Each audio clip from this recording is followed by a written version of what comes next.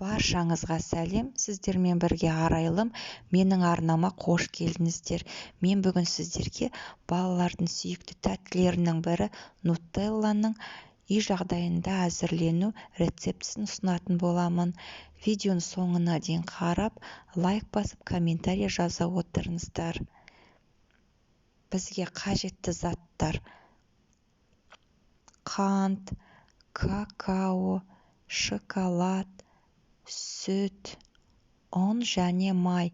Майды көбінесе қолданбайды, бірақ та маймен өте дәмдірек болады. Барлық құрғақ заттарымызды ыдысымызға салып,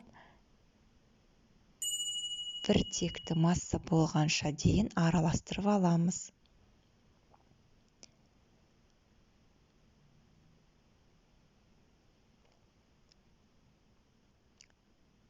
Бәрі біркелкі болған кезде үстіне сүтімізді құямыз.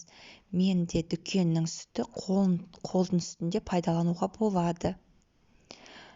Сүтімізді құяп, тағы да біраз араластырамыз. Массамыз біріккенше.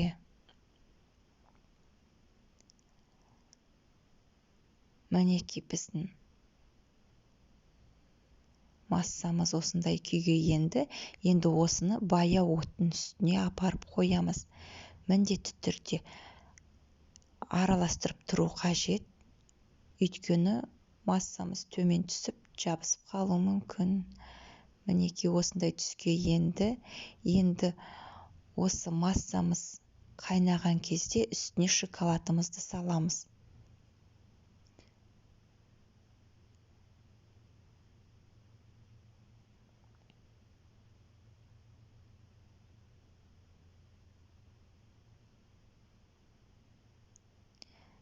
Енді осы шоколадымыз ерігенше оттың үстінде ұстаймыз.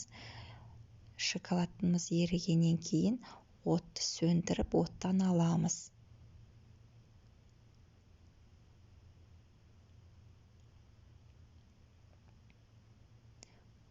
Оттан алғаннан кейін мен 20 грамм май қостым.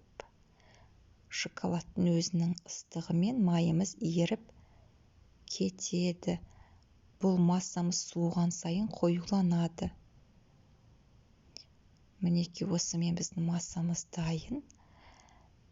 Тәттімізді нанымызға жағып жеуге болады. Видеоның соңына дейін көргендеріңізге рахмет. Астарыңыз дәмді болсын.